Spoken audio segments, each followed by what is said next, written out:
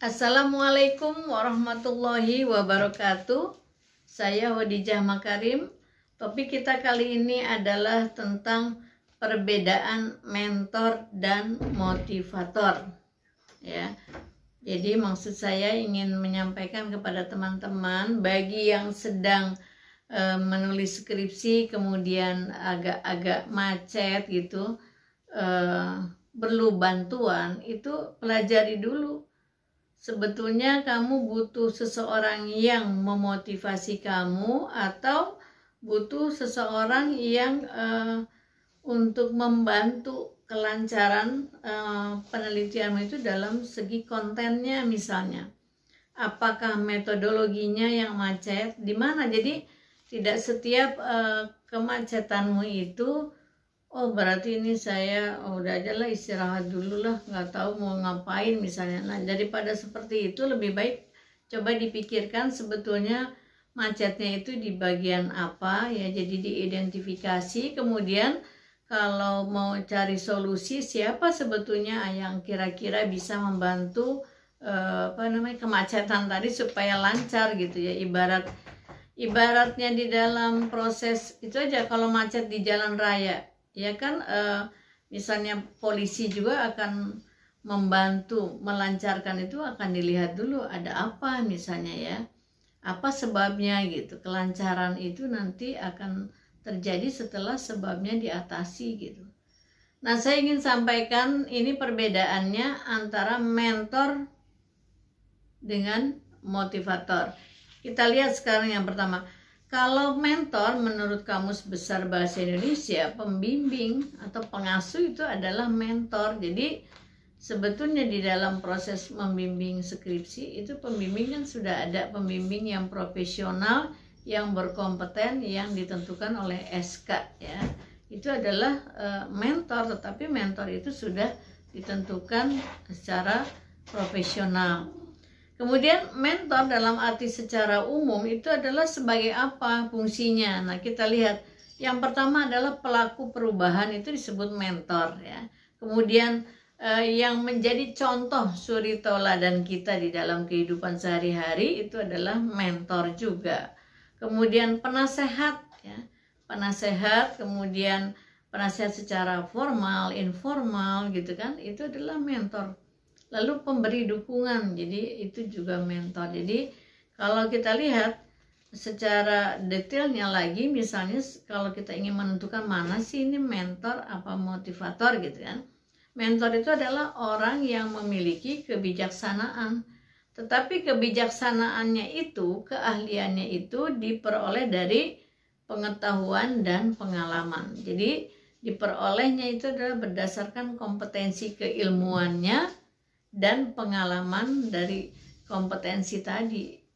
Mungkin gampangnya itu jam terbangnya gitu ya. Jadi pengalaman yang dimiliki itu jam terbangnya seperti apa gitu. Nah, jadi kompetensi keilmuan, kemudian jam terbangnya dari pelaksanaan kompetensi keilmuan tadi, keahliannya seperti apa, itu bisa disebut, dikategorikan sebagai mentor gitu. Nah, sedangkan motivator adalah orang yang memiliki profesi untuk memotivasi orang lain ya, membangkitkan supaya orang itu mau bergerak, mau melakukan sesuatu. Jadi apakah yang kita gali ini, misalnya saya motivator, misalkan berfungsi sebagai motivator, saya lihat kita gali memungkinkan nggak saya menggali motivasi intrinsiknya misalnya. Kalau berat berarti saya masuk aja di bagian motivasi ekstrinsik misalnya. Seorang anak misalnya sangat sulit untuk belajar, diberi gambaran bagaimana peran manfaat belajar secara intrinsik, nggak bisa. Ya udah, kita kasih aja gambaran ekstrinsik, misalnya ya udah kalau kamu belajar menyelesaikan ini nanti dikasih ini, kan nanti kamu nilainya bagus. Kalau kamu nilainya bagus misalnya dikasih reward apa misalnya. Atau ayo laksanakan ini, nanti diajak jalan-jalan atau apalah, sesuai dengan umurnya ya, sesuai dengan umur masing-masing kita beri bayangan-bayangan yang menggembirakan ya, sehingga menarik semangatnya untuk belajar. Itu namanya motivasi ekstrinsik. Atau misalnya kalau kalau mahasiswa misalnya melakukan penambahan pengetahuan dengan kursus ya, kursus bahasa Inggris misalnya. Kalau motivasinya intrinsik, dia kursus itu karena memang membutuhkan. Tapi kalau motivasinya ekstrinsik karena ada sesuatu di tempat kursus itu, nggak enak teman-teman pada kursus, masa saya nggak ikut kursus gitu ya. Terus ada teman saya ngajakin kursus, saya ikut kursus misalnya. Jadi ada faktor-faktor lain. Nah itu berarti motivator ya, membangkitkan supaya seseorang melakukan kegiatan dengan penuh semangat. Jadi motivator itu adalah orang yang menyebabkan timbulnya suatu motivasi. Lalu bagaimana dengan mentor ya? Kita balik lagi ke mentor nih ya. Mentor memiliki peran itu di dalam kesuksesanmu di dalam menyelesaikan skripsi misalnya, atau membantu terwujudnya cita-citamu misalnya, atau mempercepat cita-citamu misalnya. Itu adalah mentor. Nah kalau kita misalnya dalam kaitannya penulisan skripsi, kamu butuh mentor misalnya. Siapa mentor itu? Udah pernah saya buatkan videonya, nanti ditonton aja siapa yang mentor itu. Nah di dalam menulis skripsi nggak mungkin lah sendirian, pasti butuh mentor. Misalnya itu tadi teman, misalnya kakak kelas atau teman seangkatan atau siapa saja, bisa satu kampus, bisa beda kampus gitu kan. Itu adalah orang-orang pokoknya yang bisa membantu kelancaran dalam menulis skripsi. Berapa orang ya terserah, tergantung kebutuhanmu misalnya. Bisa 2 atau 3 mentor gitu. Misalnya satu contoh, kalau skripsi misalnya S1, pada saat menulis bab 1, bab 2, proposal itu lancar ya. Tapi pas mau membuat kuesioner macet. Ya udah cari seseorang yang bisa membantumu, membimbing membuat item-item di dalam kuesioner misalnya. Dapat 1 orang selesai misalnya. Lalu ketika selesai penelitian macet lagi, kok saya menganalisis datanya nggak bisa nih, bingung. Ya jangan bingung, cari lagi mentor yang di bidang itu, keahliannya adalah menganalisis data.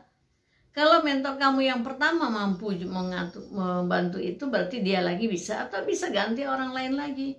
Jadi di dalam menulis skripsi itu kamu misalnya butuh 1 atau 2 mentor, ya terserah, mungkin juga lebih dari itu, tergantung pada saat kamu membutuhkan siapa yang akan menyelesaikan dan membantumu melancarkan proses penelitian itu. Nah misalnya kalau kita lihat, mentor itu adalah seseorang yang memiliki keahlian, berkompetensi di bidangnya, itu kan. Nah berkompetensi di bidangnya plus lagi dan sukses di bidangnya gitu.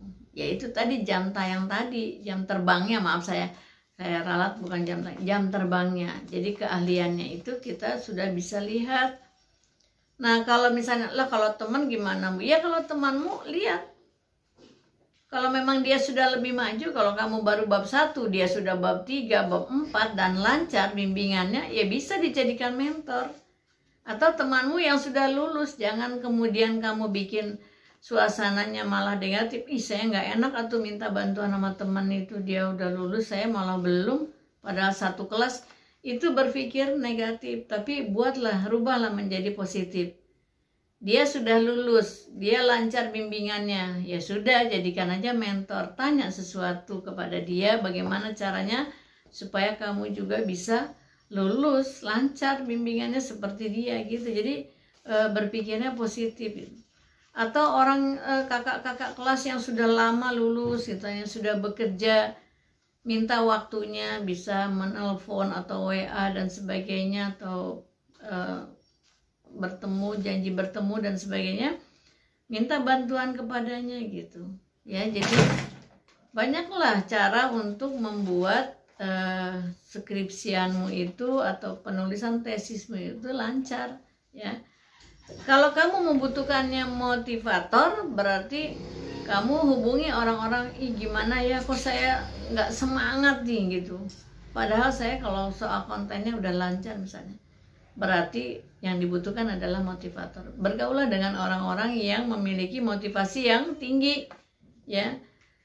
Jadi kalau begitu tidak perlu menelpon dan mengungkapkan bahwa kamu sedang down. Bisa juga kamu sendiri bertemanlah, memilihlah teman-teman. Biasanya 5 orang di sekitar kita itu akan mempengaruhi gerak kita. Kalau kamu bergaul dengan orang-orang yang punya motivasi tinggi, insya Allah kamu akan ke bawah.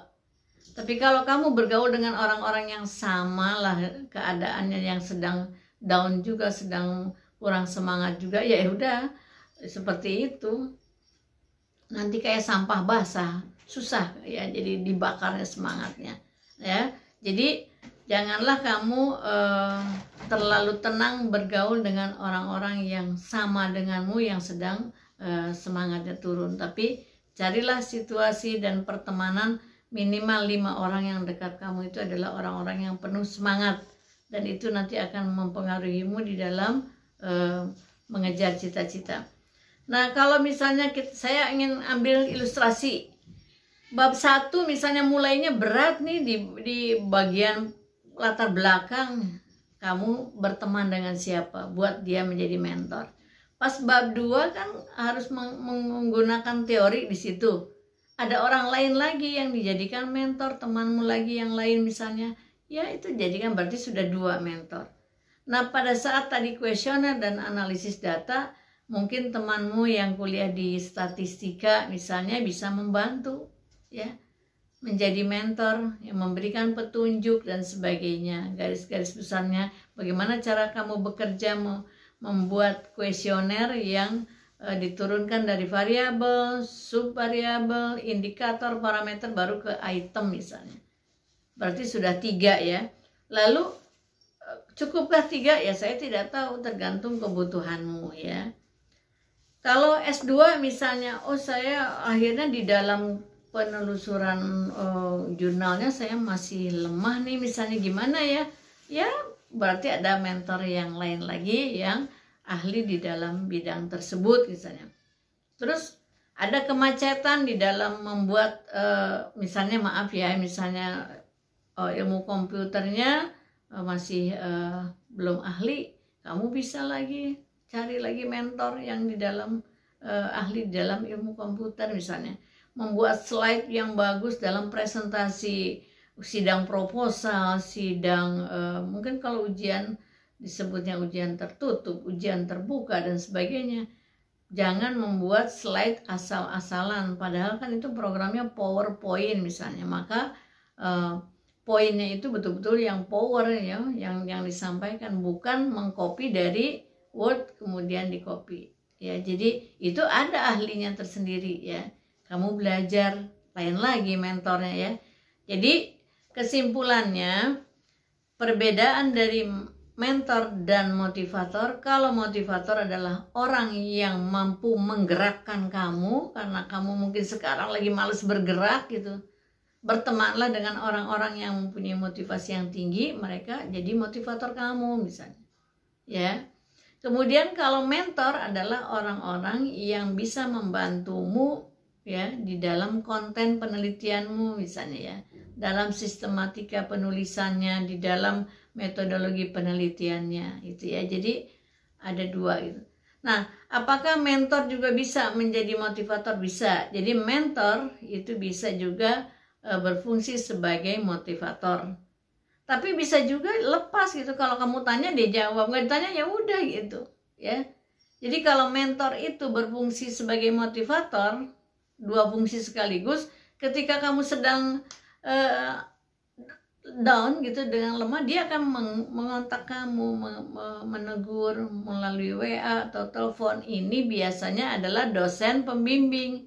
Jadi dosen pembimbing itu sebetulnya fungsinya sebagai mentor dan motivator gitu ya. Jadi kalau lihat mahasiswanya yang sedang kok lama nih nggak berkomunikasi misalnya, lalu dihubungi via WA atau telepon atau apa gitu ya, itu berarti pembimbing sedang berfungsi sebagai motivator. Tapi kalau misalnya betul-betul temanmu itu ataupun orang-orang yang ahli di bidangnya, kalau kamu tanya ya dia jawab. Kalau kamu minta bantuan ya dibantu. Kalau enggak bertanya ya udah enggak gitu. Jadi kesimpulannya, semangat yang utama, kemauan ada di dalam dirimu, ya, bukan ada pada orang lain. Demikian teman-teman, ayo semangat, bangkit, cepat-cepat lulus. Mudah-mudahan kamu cepat berkarya, mengamalkan ilmu sesuai di bidangnya masing-masing. Assalamualaikum warahmatullahi wabarakatuh.